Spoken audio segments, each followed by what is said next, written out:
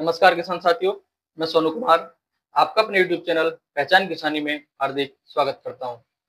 किसान साथियों, आज हम बात करने वाले हैं धान की फसल में आने वाले बहुत ही भयंकर कीट जिसे बीपीएच के नाम से या ब्राउन प्लांट हॉपर के नाम से भी जाना जाता है। और हमारे जो किसान भाई हैं वो इसे धान का भूरा माहू के नाम से जानते हैं। किसान साथियों, यह कीट इतना भयंकर है कि इसका प्रकोप अगर खेतों में हो जाए तो यह हमारे खेत की लगभग 50 से 70% तक पैदावार कम कर देता है। सबसे बड़ी बात यह है किसान साथियों कि इसका अटैक जब होता है जब हमारा खेत में बाली निकलने का समय होता है। और बाली निकलने का जो समय होता है यह फसल के लिए बहुत ही नाजुक समय होता है, क्योंकि इस समय पौधा अपनी सारी एनर्जी बाली निकालने में और उसमें दाना बनाने में लगा देता है। तो किसान साथियों, उसी समय जब इसका अटैक होता है तो यह पौधे का रस चूसना शुरू कर देते हैं और फिर पौधे में कमजोरी आ जाती है, पौधा पीला पड़ के सूख जाता है और बालियों में दाने नहीं भरते। किसान साथियों, इसका प्रकोप बहुत अधिक होने पर आप देखेंगे कि पूरे के पूरे खेत भी सूख जाते हैं। तो इसके नियंत्रण के लिए किसान साथियों, आपको सबसे पहले इसकी पहचान कैसे करें इस पर बात करते हैं। किसान साथियों, आप जब देखेंगे अपने खेत में जड़ों की तरफ बाली निकलते समय तो आपको ये बारीक बारीक सफेद, काले, भूरे इत्यादि रंग के मिलेंगे। और ये अगर 2 से 3 हैं तो कोई घबराने वाली बात नहीं है, लेकिन अगर इनकी संख्या अधिक है तो किसान साथियों, आपको इसके लिए सबसे पहले, अगर आपके खेत में पानी भरा हुआ है या जल भराव की समस्या है तो उस पानी को बाहर निकाल देना है।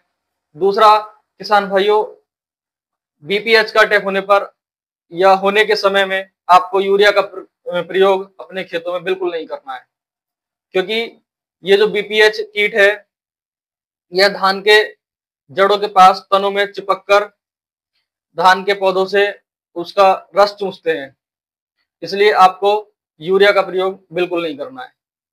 दूसरा किसान भाई, इस बात का ध्यान रखें कि आप अपने खेतों की बाली निकलते समय निरंतर निगरानी करते रहें। तो बात करते हैं किसान साथियों इस कीट के कंट्रोल के बारे में। तो किसान साथियों, इस कीट के कंट्रोल के लिए अभी तक का सबसे बेस्ट इंसेक्टिसाइड जो है उसका टेक्निकल नेम है पाइमेट्रोजिन 50% WG। किसान साथियों, यह बहुत ही अच्छा इंसेक्टिसाइड है माहू के लिए। और दूसरी चीज किसान साथियों, अगर इसकी डोज की बात करें तो आप 120 से 150 ग्राम प्रति एकड़ के हिसाब से इसकी डोज रखें। और ये जो पाइमेट्रोजिन 50% WG है यह अलग अलग कंपनियों का अलग अलग नामों से आता है। जैसे धानुका कंपनी का अप्लाई के नाम से आता है, सिंजेंटा कंपनी का चीज के नाम से आता है और जेयू कंपनी का क्लेम के नाम से आता है। तो इस प्रकार किसान साथियों, ये अलग अलग कंपनी का अलग अलग नामों से आता है। आपको अपने नजदीक में जो भी मिल जाए या जो आपको उचित लगे आप उसका इस्तेमाल कर सकते हैं। और किसान साथियों, आप इसके बेहतर परिणाम के लिए किसी भी स्टिकर का इस्तेमाल कर सकते हैं, क्योंकि स्टिकर के मिलाने से बरसात का मौसम है, अगर स्प्रे करने के बाद बारिश भी हो जाती है तब भी आपकी दवाई बेकार नहीं जाएगी। तो किसान भाइयों से मैं ये अनुरोध करूंगा कि जब भी वो बरसात के मौसम में किसी भी दवाई का स्प्रे अगर कर रहे हैं तो स्टिकर अवश्य मिलाएं।